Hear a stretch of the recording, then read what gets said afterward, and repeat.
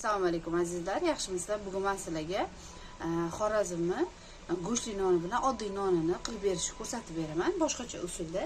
Bunga bizga xom sut kerak bo'ladi. Xom sutni, pishmagan sutni 1,5 litr sal ilitib oldim. Bismillahirrohmanirrohim.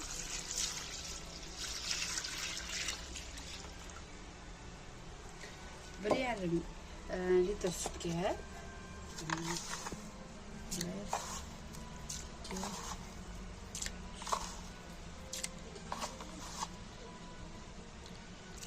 5 kichkina osh qoshiqda tuz soldim.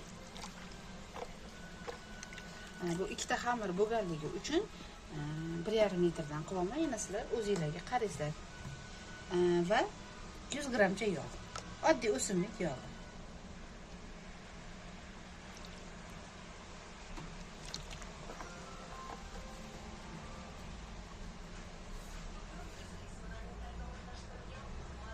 Dro'ja.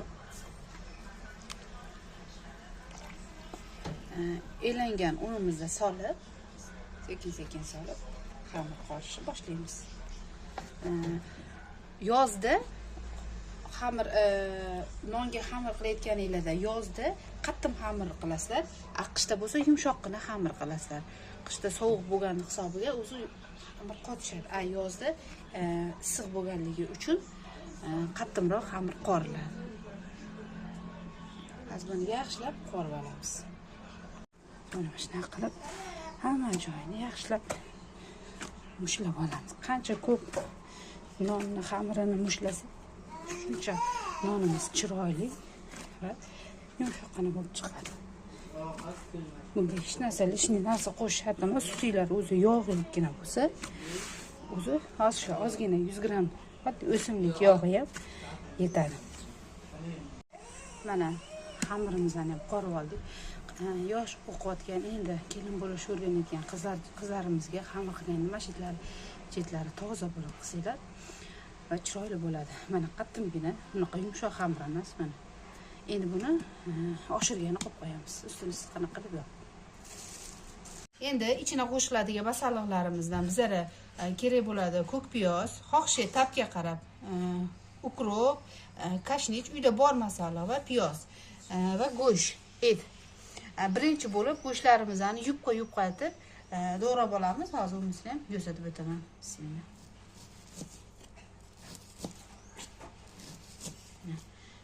Shuni qilib yupqa etsangizlar tez pishadi, ham ko'rinib turadi. Ichida mazza etibsizlar.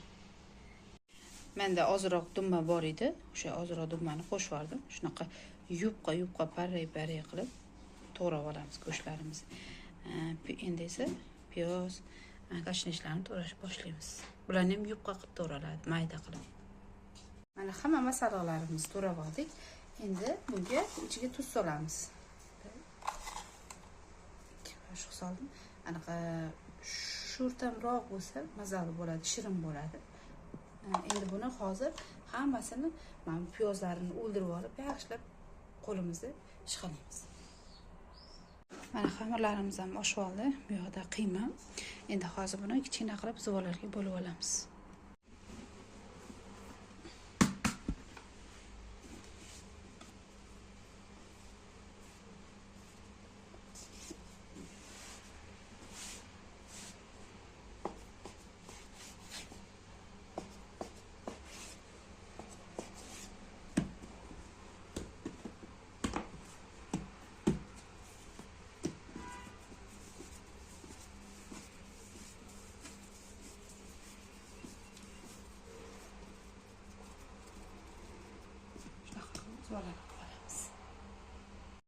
Mana shunaqa zuvalaq bo'lganimizdan keyin shunaqa yupqa qilib yoyib olamiz. Yoyib olganimizdan keyin ichiga men uyda sibirchini yog' yoki margarinlar bo'lsa qo'shib shunaqa yoyib olamiz.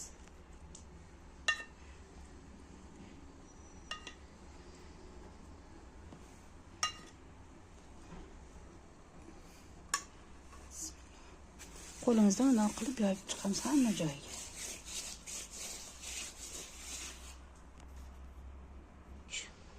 Yoygan ana surganimizdan keyin endi qiymamizdan solish boshlaymiz rakimizni.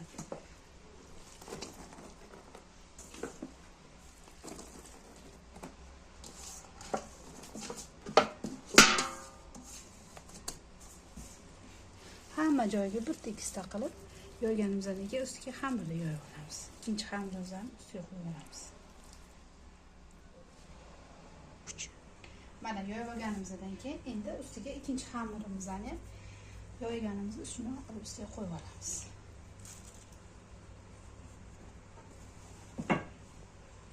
Yaxshilab to'g'rilab chetlarini va ustidan margarinni surib olamiz. Pisar yog'.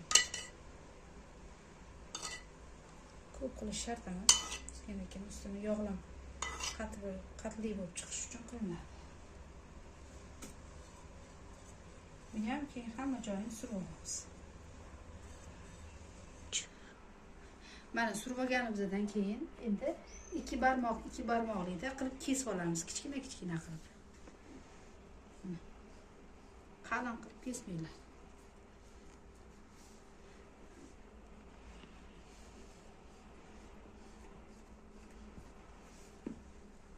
Kesganimizdan keyin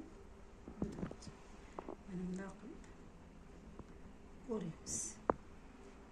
Xuddi qatlamani qilganimizda.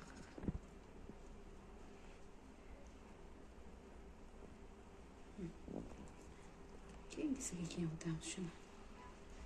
Listlarga yoki nimaqa agar tandirda qilsanglar, tandiringlar nimalarga qarab turib qilaverasizlar. Yana menda 4 ta, 5 ta oddiy non, 6 ta go'shtli non chiqdi. Ularni hozir bitta-bittadan qilib listga qo'ydim. Bularni hammasini unlab, yupqatib yoyiladi. Hozir uni ham ko'rsatib beraman. Mana azizlarim, menga o'xshab duxovkada pishiradigan bo'lsangizlar, ishlatib yoyib olasizlar. O'sin listda olganda bitta yupqa rogatasizlar. Yoyib tikash uriladi chekichda. Mana bu go'shtli nonimiz.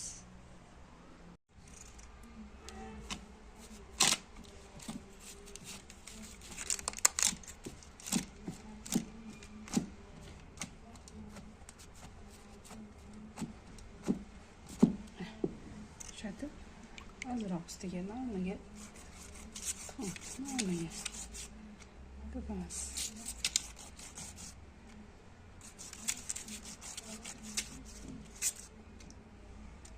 Ikkalarini ham shunaqa qilib pishirib olamiz.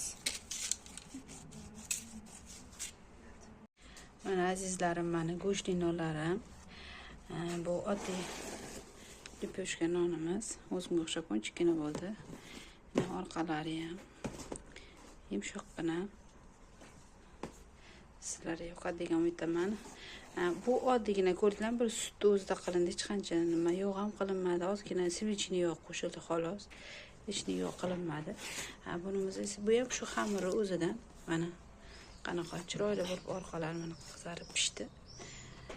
Menga like bosishni va obuna bo'lishni unutmanglar. Yana qanaqa taomlar pishirib berishimni so'rasanglar, qo'limdan kelgancha pishirib ko'rsatib berishga harakat qilaman.